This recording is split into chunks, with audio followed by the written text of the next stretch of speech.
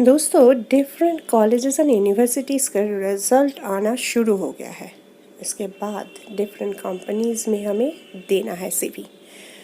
और ये देने के पहले अगर कैसे लिखना है, क्या सही टेक्निक है सीवी और रिज्यूमे लिखने की, इसका डिफरेंस क्या है, ये अगर जान ले तब बहुत ही बढ़िया। ज़िंदगी की शुरुआत में अगर ये 30 मिनट्स के वीडियो एक बार देख ले तो शायद ज़िंदगी का तरीका ही बदल जाए। तो बिना वेस्ट किए टाइम, चलिए शुरू करते हैं इस वीडियो को। बिना स्किप किए देखिएगा, नहीं तो पछताएंगे आप ही।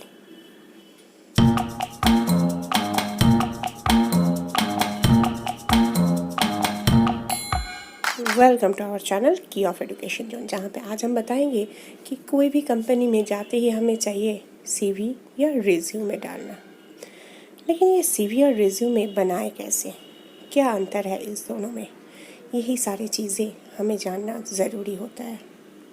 जैसे कि सीवी या रिज्यूमे कई कंपनियों में या कई कंट्रियों में डिफरेंट नाम से बुलाया जाता है, लेकिन इसका कुछ डिफरेंस है।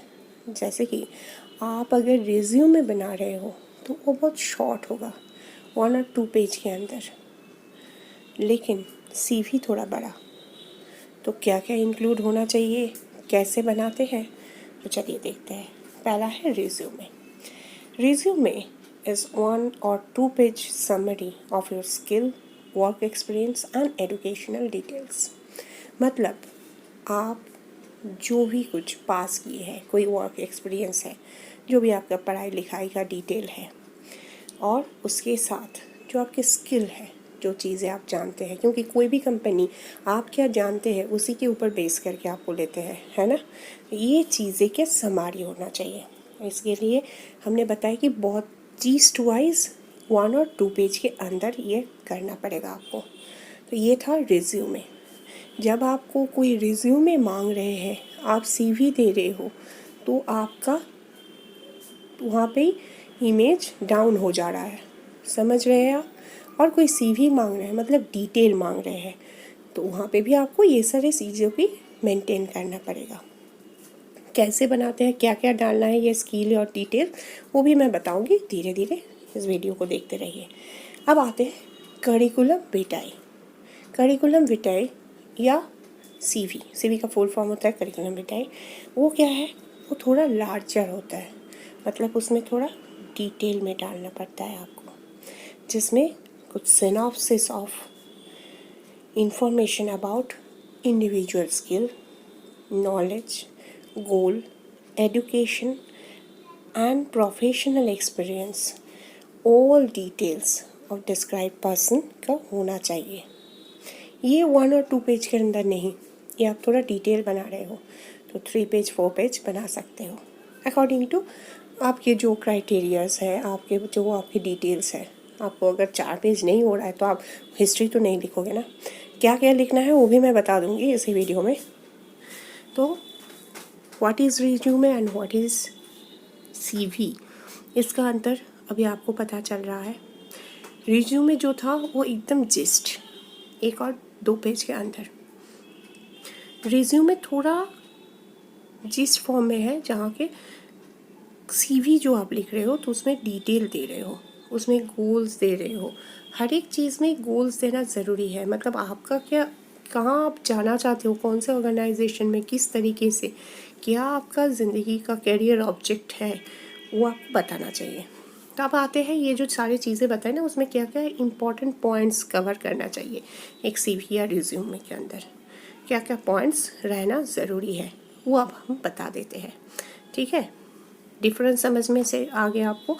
अब इसमें क्या क्या देना है। पहला चीज़, सबसे पहला एसेंशियल चीज़ है नेम एंड कॉन्ट्रैक्ट डिटेल्स। एकदम शुरुआत में कोई कोई बनाते हैं ना कि आखिर में दे दिए, बाद में दे दिए, नहीं, शुरुआत में ही आपको ये सारी चीज़ों को देना चाहिए।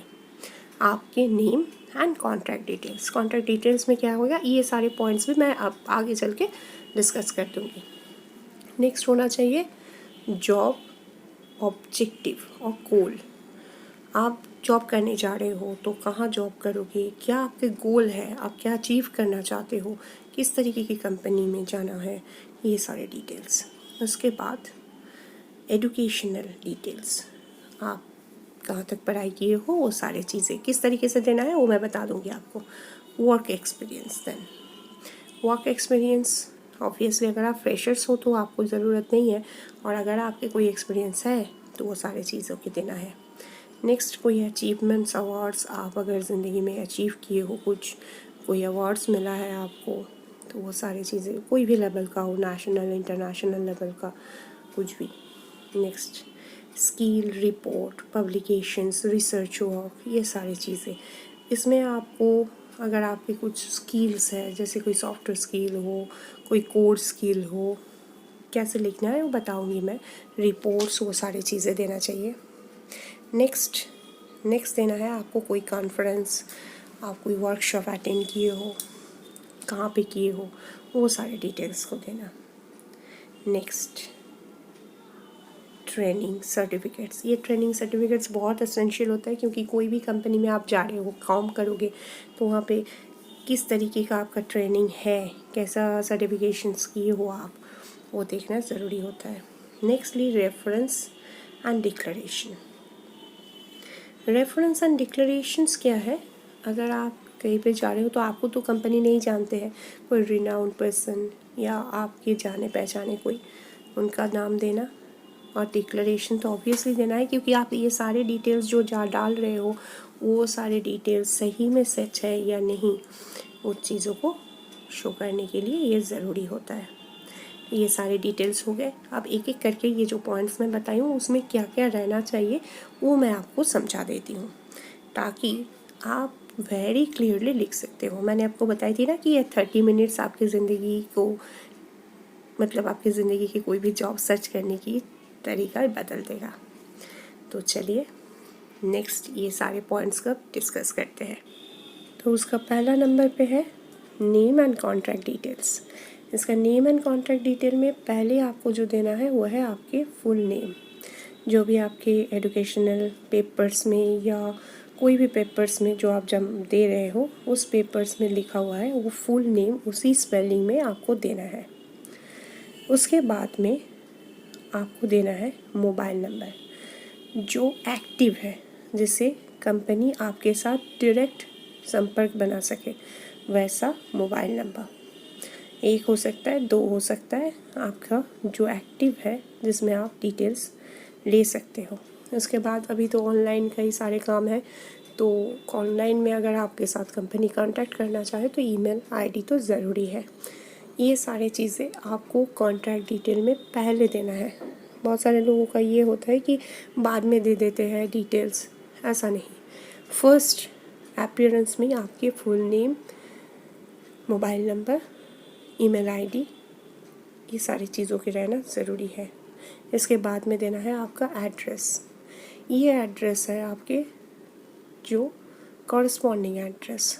अगर आप कोई रेंटेड या कोई टेम्पररी एरिया में रह रहे हो तो जहाँ पे आपके साथ संपर्क कर सकते हैं वो वाला एड्रेस।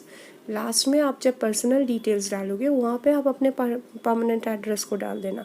यहाँ पे जहाँ से कांटेक्ट के, क्योंकि ये है कांटेक्ट डिटेल, तो आपके साथ कांटेक्ट करने के लिए आपको जो कोई चिट्ठी भेजे तो कौन से एड्रेस में, वो वाले एड्रेस आपको यहाँ पे देना है। ठीक है, ये चार चीज़ें फर्स्ट योर सीवी और रिज्यूम के पहले ही में रहना चाहिए। क्लियर? बाद में दे देते हैं डिटेल, कॉन्टैक्ट पर्सनल डिटेल में ही ऐड कर देते हैं, ऐसा नहीं। पहले ये चार चीज़ें, क्योंकि लोग ढूंढ के आपका कहाँ पे कौन सा चीज़ें हैं वो देख के आपको मेल भेजेंगे, कांटेक्ट करेंगे, किसी को ऐसा नहीं है। फर्स्ट में ही आपको अपीयरेंस में ये दे देना है। तो अगर आप उसके साथ कम संपर्क करना चाहते हैं तो वो ज़रूर कर सकते हैं। Got it? ये मेन चीज़ है। नेक्स्ट पार्ट में आते हैं।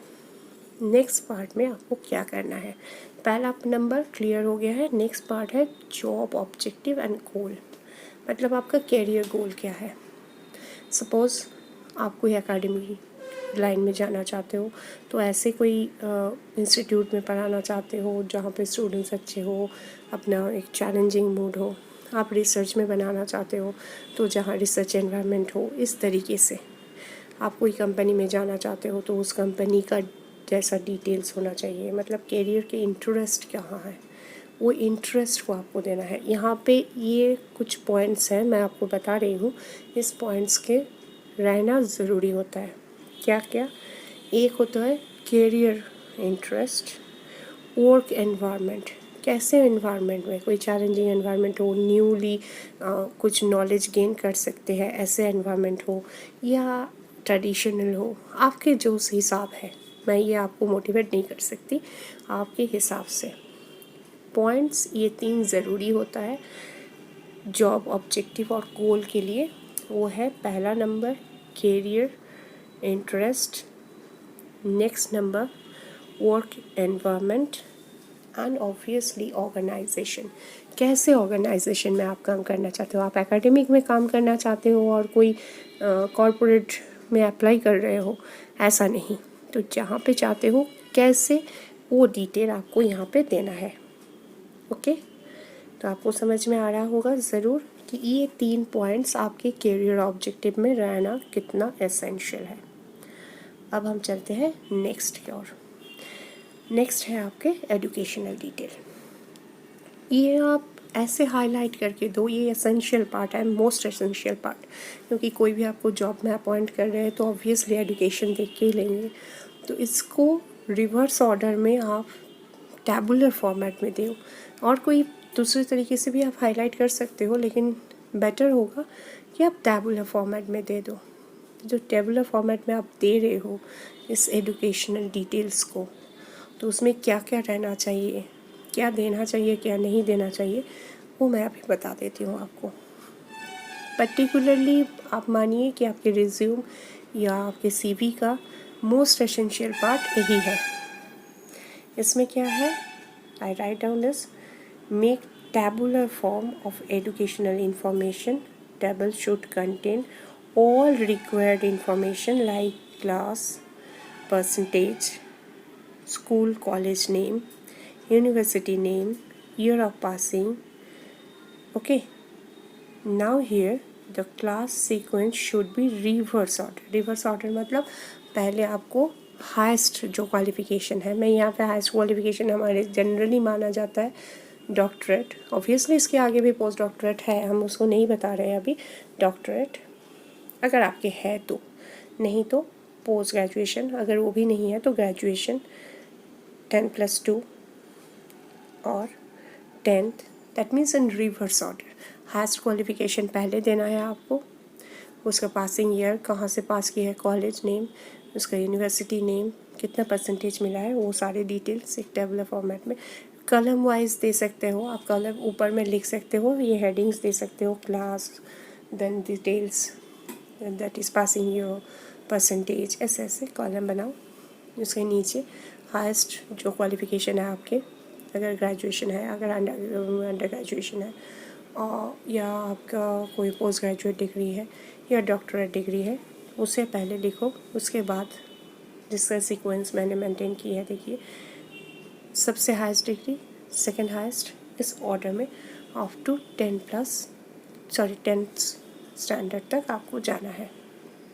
ओके, हर एक डिटेल टैबुलर फॉर्मेट में मैं इसलिए बोल रही हूँ क्योंकि ये हाईलाइटेड रहता है, at a glance everybody can able to see, और लाइन बाय लाइन पढ़ने की किसी को टाइम नहीं है, तो ये चीज़ें इस तरीके से। नेक्स्ट ऑप्शन आ रहा है वर्क एक्सपीरियंस। वर्क एक्सपीरियंस अगर आप फ्रेशर्स हो तो कोई बात नहीं, उसे तो आपको देना ही नहीं है, और अगर आप कहीं पे जॉब किए हो तो वो भी आपको देना है। ये आप किस तरीके से दोगे ये भी मैं बताऊंगी, कि मैं प्रेफर करूँगी कि इसको भी आप टैबुलर फॉर्मेट में दे दो, लेकिन मैं और किसी को अगर पूरा डिटेल्स देना है तो उस हिसाब से तो आप दे नहीं पाओगे ना टैबुलर फॉर्मेट, तो वहाँ पे आप ऐसे लाइन बाय लाइन लिख भी सकते हो पॉइंट्स वाइज। तो उसमें क्या क्या रहना चाहिए, आप जो कंपनी में काम कर चुके हो उस कंपनी के नेम रहना चाहिए, एड्रेस ऑफ दैट कंपनी, क्योंकि कोई लोकेट कर पाए, ठीक है। नेक्स्ट जॉब डेजिग्नेशन, आप कौन से पोस्ट होल्ड किए थे वहाँ पे, क्या आप जॉब करते थे, पीरियड ऑफ जॉब, कितना टाइम स्पैन आप उस कंपनी में थे, कितने टाइम में दिए हैं, और सैलरी पैकेज एनुअल और पर एनम आपको कितना मिलता था उस पैकेज को दीजिए। देन द जॉब प्रोफाइल, मतलब जॉब प्रोफाइल में आपको आप क्या वहाँ पे काम करते थे, आपका डेजिग्नेशन कुछ था तो वहाँ पे आपका क्या जॉब था, आप कैसे किसको रिपोर्ट करते थे, क्या डिटेल्स था, या आपके किस हिसाब से आप काम करते थे, वो डिटेल आपको देना है जॉब प्रोफाइल में। मतलब आपके जो उस कंपनी के प्रति कंट्रीब्यूशन थे या उस कंपनी के लिए आप क्या क्या करते थे, वो डिटेल्स आपको देना है। ओके, नेक्स्ट पॉइंट आ जाते हैं जहाँ पे है skill reports, research and publications. यहाँ पे आपको स्किल देना है, मतलब कोई आप कोर्स किए हो सॉफ्टवेयर के या आईटी के, तो वो आईटी स्किल, सॉफ्टवेयर स्किल आपको देना है। ये मोस्ट एसेंशियल होता है क्योंकि आपका स्किल क्या है, स्किल लेके ही तो आप काम करोगे ना। तो वो चीज़ें अगर आपको कोई सॉफ्टवेयर के काम किए हो, कौन कौन से ऑपरेटिंग सिस्टम में आप काम कर सकते हो, कौन से एनवायरनमेंट में कर सकते हो, मतलब वॉइस कौन से कंप्यूटर नॉलेज क्या क्या आप जानते हो, कोई लैंग्वेजेस जानते हो, या किस तरीके के कोई डेटाबेस के काम किए हो, ये सारे डिटेल्स। कोई कोर्स स्किल जनरली इंजीनियरिंग की या किसी भी जगह के कोई कोर्स स्किल रहते हैं आपके, जो स्पेसिफिकली आप स्पेसिफाइड एरियाज रहते हैं, उस स्किल को आप दिखाइए। ओवरऑल कंप्यूटर नॉलेज, अगर आप कंप्यूटर साइंस की हो तो कभी आपके कोर में क्या है वो डिटेल जानना ज़रूरी है। नेक्स्ट, प्रोजेक्ट्स जो डिज़र्टेशन बनाते हैं हम लोग, वो डिज़र्टेशन से समझ में आता है कि आपके क्या करना चाहते हो, कैसे तरीके में आपकी इंटरेस्ट है, उसका डिटेल, उसका टाइटल, उसका डिस्क्रिप्शन। इसमें क्या होता है, आपके डिज़र्टेशन रहता है जनरली आपके प्रेफरेंस एरिया में, प्रेफरेंस वर्क में, तो उस हिसाब से आपका प्रेफरेंस क्या है वो नॉलेज आ जाता है कंपनी वालों को। तो ये डिटेल आपको देना चाहिए।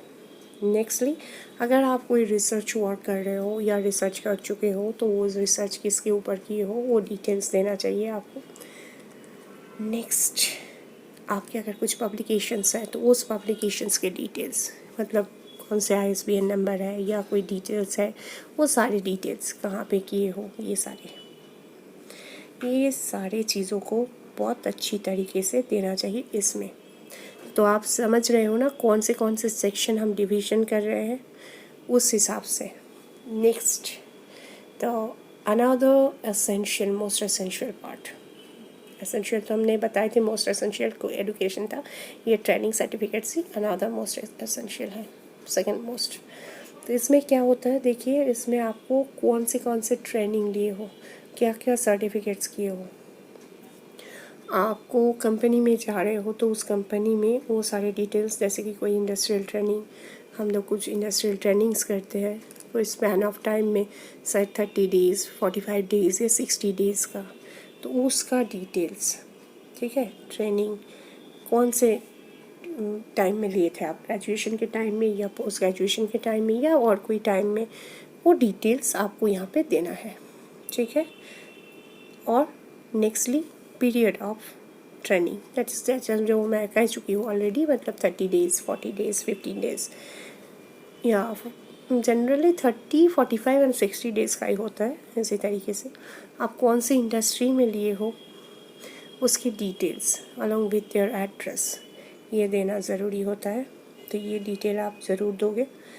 नेक्स्टली, जो detail of various certificates, obviously आप कुछ काम किए हो तो वहाँ से एक सर्टिफिकेट्स आपको मिलेंगे, उस सर्टिफिकेट्स का by industry and other certifications done, special topic और द सब्जेक्ट्स, कौन से टॉपिक में आप स्पेशलाइज ट्रेनिंग किए थे, या अगर आप इंडस्ट्रियल नहीं बताऊँ तो ऐसे भी कोई ट्रेनिंग किए हो, कुछ किए हो, तो उसका भी डिटेल्स इसी तरीके से आपको देना है, कौन से सब्जेक्ट में किए हो, कितने स्पैन ऑफ टाइम के लिए किए हो, जो सर्टिफिकेट्स आपको मिला है कौन से जगह से मिला है उसका डिटेल्स, ये सारे चीज़ों के आपको देना है।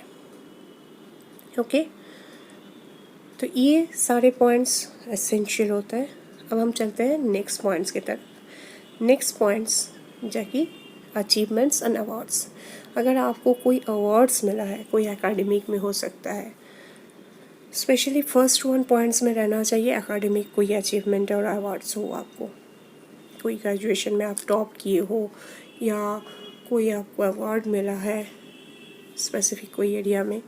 नेक्स्टली आता है स्पोर्ट्स के, स्पोर्ट्स कोई भी लेवल का हो, स्टेट लेवल हो, नेशनल हो, इंटरनेशनल हो, उसमें अगर आपको कुछ मिला है, कोई अवार्ड्स मिला है, कोई अचीवमेंट्स है आपके, तो वो आप डिटेल दोगे।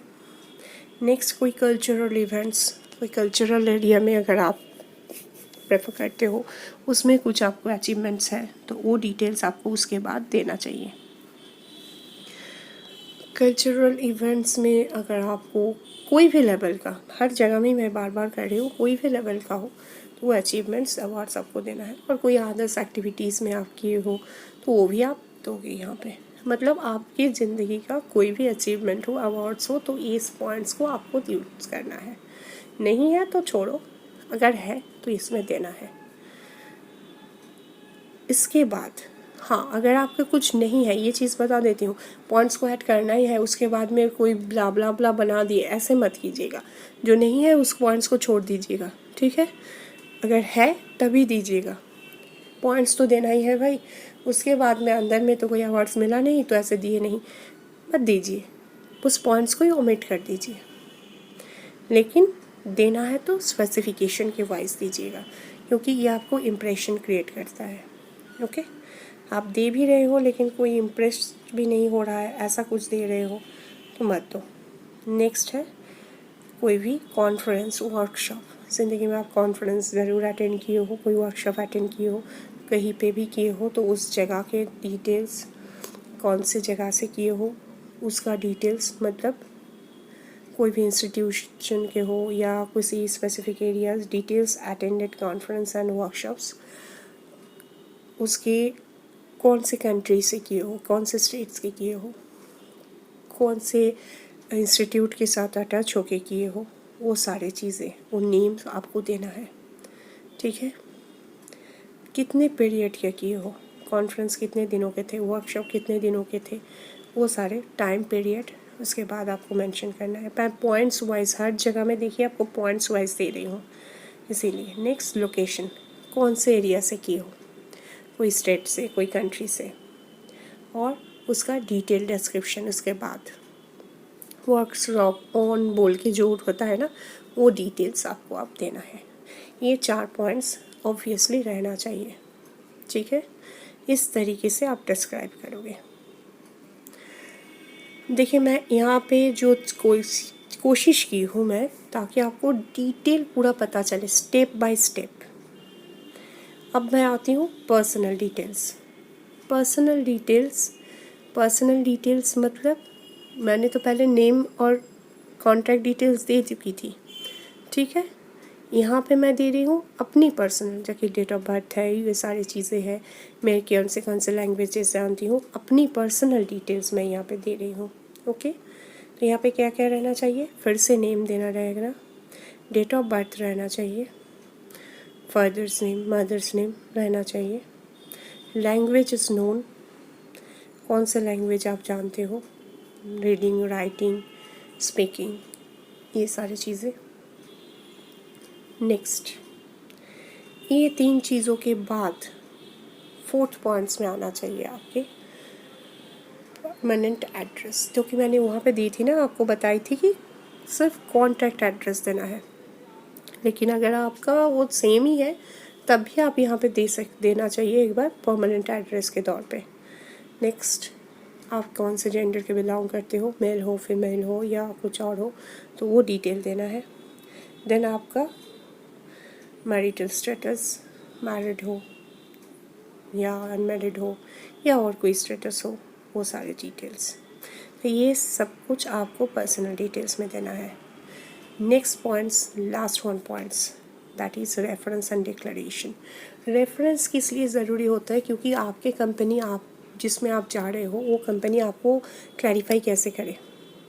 तो आप कोई रेफरेंस में कोई कैसे दे सकते हो, आपके कोई इंस्टीट्यूशन में आप पढ़ते थे तो वहाँ के कोई टीचर्स, जो टीचर्स आपको बहुत पसंद करते थे, फेवरेट स्टूडेंट रहे होंगे किसी का आप ज़रूर, तो उसका डिटेल्स दे सकते हैं, या किसी इंस्टीट्यूशन के हेड का, या कोई कंपनी में आप जॉब कर रहे थे तो उन कंपनी का मैनेजर, CEO इंस्टीट्यूशनल हेड, कुछ भी उनका डिटेल, जो एक रिनाउंड पर्सन होना ज़रूरी है उनका मिनिमम 2% का देना चाहिए रेफरेंस। रेफरेंस इसलिए हर एक सीवी का वेटेज बढ़ाता है कि हाँ ये अपने आप को क्लैरिफाई कर रहा है किसी दूसरे से भी, और वो अगर रिनाउंड पर्सन हो ऑब्वियसली, तो ऑब्वियसली आप कोई डेजिग्नेटेड पर्सन को ही दोगे, किसी अरे गरे को तो रेफरेंस नहीं मान सकते। तो उस डेजिग्नेटेड पर्सन एंड ऑब्वियसली उस डेजिग्नेटेड पर्सन को भी जानना चाहिए, क्योंकि उनका डिटेल रहेगा वहाँ पे। क्या क्या डिटेल रहेगा, तो वो व्यक्ति आपको ज़रूर जाना पहचाना हो और उनको पता हो कि आप उनको रेफरेंस में डाल रहे हो, ताकि उनका जब पास कॉल जाए, क्योंकि उनका क्या क्या देना है आप पहले सुन लो। Name, contact number, email of that reference, मतलब उनको जब ये क्लैरिफाई करने के लिए भेजे तो वो आपको क्लैरिफाई कर पाए कि yes that was a good person और समथिंग लाइक दैट। ओके, तो ये डिटेल्स रहना चाहिए जिनको आप रेफरेंस दे रहे हो। मिनिमम 2 जन का रेफरेंस देना ज़रूरी होता है। जनरली हम लोग 2 जन का ही देते हैं, 2 पर्सन का। तो उनका डिटेल रहेगा, name, contact number, email and others. Obviously reference should be selected properly. किसी को भी आप दे दिए और वो आपको जाना ही नहीं, और जब आप उनके पास कॉल गया तो वो रिफ्यूज़ कर दिए, तो आपका पूरा डिटेल्स गया। ये चीज़ें समझ के आप रेफरेंस में डालिएगा। ओके, स्पेसिफिकली आप इस लाइन को माइन्यूटली देखिए और समझिए। Nextly the last part, that is the declaration part. Declaration means whatever the information you are giving, आप जो भी इंफॉर्मेशन यहाँ पे दे रहे हो, ये सारे CV में जो इतना पॉइंट्स आप बना रहे हो, ये सारे डिटेल्स ऑब्वियसली आप सेटिस्फाई कर रहे हो, डिक्लेयर कर रहे हो कि आपके नॉलेज के अनुसार वो एकदम प्रॉपर है, मतलब वो सारे डिटेल सही है, सच है। जो भी डेट्स आप मेंटेन की हो, ईयर ऑफ पासिंग की और एनी जॉब एक्सपीरियंस के और डिटेल्स के सारे चीज़ें, ये लाइन आपको वहाँ पे देना है। क्या, in the last declaration that, क्या देना है आपको, I do hereby declare that information given above is true and to the best of my knowledge with the name, date. That means whatever the information you are giving, it should be there. ये line आप अपने हिसाब से, obviously मैं आपको ये नहीं कहूँगी, इसलिए मैं पूरा रीडिंग भी नहीं पढ़ी, स्क्रीन में ऑब्वियसली दे दी हूँ। अगर आपको देखना है ये भी लाइन लिख सकते हो, या अपने हिसाब से ये लाइन को ऐसे ही लिख के देना है आपको, ठीक है। तो ये था आपको CV बनाने की पूरा तरीका। मुझे लगता है आप अगर इसको मेंटेन करके बनाओगे, ये सारे डिटेल्स देके इसी हिसाब से, तो ये कंपनी जिसमें आप भेजोगे ना, तो वो आपके एक वेटेज बनाएगा। First impression is the best impression होता है। तो उस इम्प्रेशन को अगर आप मेंटेन नहीं कर पाओगे, कोई भी ऐसे उल्टा सीधा CV भेज देते हैं, बहुत अच्छे बंदे भी ऐसे करते हैं, तो उस हिसाब से क्या होता है, पहले ही वो रिजेक्टेड तो नहीं, लेकिन एक इम्प्रेशन ऐसे हो जाते हैं कि नेगेटिविटी की तरफ चले जाते हैं। तो CV बनाने वक्त ये सारे डिटेल्स को आपको देखना, मेंटेन करना बहुत ही ज़्यादा ज़रूरी होता है। इस चीज़ों को अगर सही से समझ के आप करो तो ज़रूर फ़ायदा रहेगा। अगर आपको फ़ायदा लगा है तो हमें कमेंट करके ज़रूर बताइएगा। और हाँ, अगर ये CV आपको, ये CV बनाने की तरीका अगर आपको अच्छा लगा है तो लाइक ज़रूर कीजिए, कमेंट बॉक्स में बताइए कैसा लगा है, और अगर आपको इससे कुछ हेल्प मिला है तो ज़रूर कमेंट कीजिएगा आगे चल के भी। और अगर आप अभी तक हमारे चैनल को सब्सक्राइब नहीं किया है तो सब्सक्राइब करके बेल आइकन को प्रेस कर दीजिए। देखिए बेल आइकन, इसमें ऑल कर दीजिए, ताकि ऐसे ही वीडियोस की नोटिफिकेशन आपको वीडियो आते ही पहुंच जाए। और हाँ, ज़रूर लास्टली फिर से बताऊंगी कि like, share and obviously comment. तो नेक्स्ट वीडियो के साथ मिलते हैं, तब तक के लिए जय हिंद, जय भारत।